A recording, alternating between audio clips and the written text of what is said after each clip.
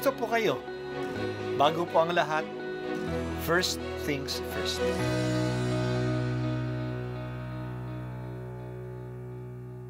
Good morning po. Sinisimulan po natin ngayon ang first things first. At dito po, tinatalakay natin sa unang bahagi ng umaga natin ay ang first readings na binabasa po sa banal na misa.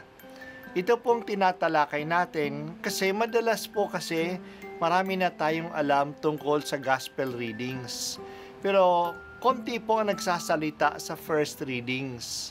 Pero ang first readings, bahagi din po yan ng Biblia, ng banal na kasulatan.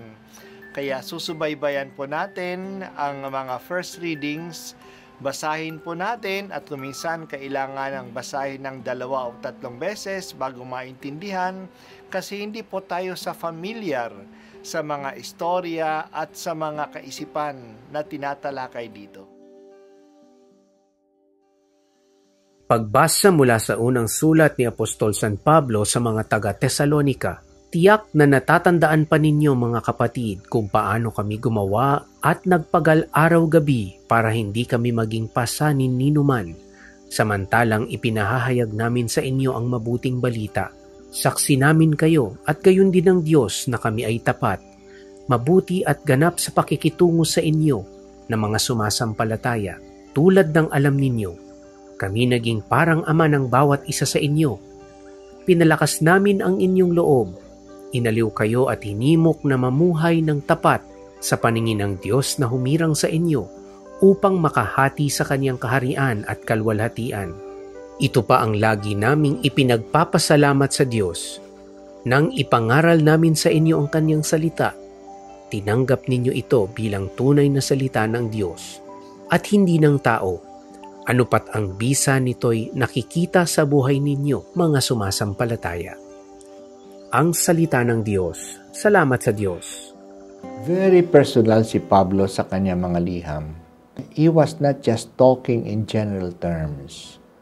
Pinapaalaala ni Pablo sa mga taga-Tesalonika kung paano siya nabuhay noong nandun pa siya na nagpapahayag sa kanila. Ayaw niya na maging pabigat sa mga tao. Sa araw, siya ay nagtatrabaho bilang tagapaggawa ng tolda at sa gabi siya ay nagpapahayag sa mga tao. O kung nagpapahayag siya sa araw, sa gabi naman nagtatrabaho siya sa kanyang hanapbuhay. Siya mismo ang sumusuporta sa kanyang pangangailangan at pangangailangan ng kanyang mga kasama. Napagkalinga din siya sa mga Kristiyano. Sinabi niya, kami naging parang ama sa bawat isa sa inyo. Tinuturuan niya sila. Inaaliw kung sila ay nalulungkot at pinalalakas ang loob kung nadidiscourage sila. At tinihimok na mamuhay ayon sa paghahari ng Diyos. Ang konsolasyon ni Pablo at ang kanyang ipinasasalamat sa Diyos ay tinanggap ng mga taga-Tesalonika ang kanyang mga pahayag na salita, hindi bilang salita ng tao, kundi bilang salita ng Diyos. Dahil sa kabukasan nila sa salita ng Diyos, nakikita ang kanilang pananampalataya sa kanilang buhay. Maganda ang relationship ni Pablo sa mga taga-Tesalonika. Sinikap ng mga apostol na hindi siya maging pabigat sa mga taga roon. Very gentle ang kanyang dating sa mga tao. Hindi mabigat ang kanyang dating. Para nga siyang ama para sa kanila. At maganda naman ang response ng mga tao. Hindi lang nila tinanggap si Pablo, tinanggap ang kanyang mensahe bilang mensahe ng Diyos. Buong tiwala ang kanilang pagtanggap sa salita ng Diyos. Dahil dito, namunga ang salita ng Diyos sa kanilang pananampalataya na naging matatag. Ganon din ba ang ating pagtanggap sa Biblia at sa mga pagpapahayag nito? Ang Bible ay hindi lang salita ng tao. Ito'y salita ng Diyos. And being Word of God, it remains forever.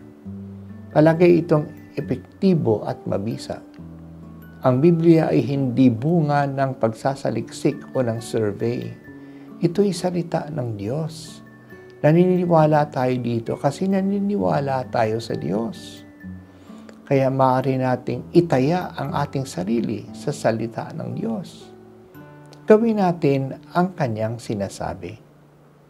Ang salita ng Diyos ay hindi isang opinyon, isang tinig sa gitna ng maraming ibang mga tinig, maraming ibang mga opinyon.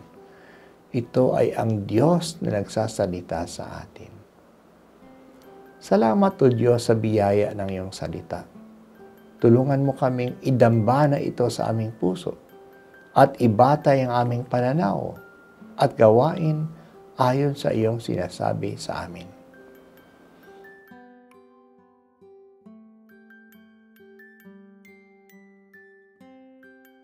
At ako po ay si Bishop Broderick Pabilio dito sa First Things First.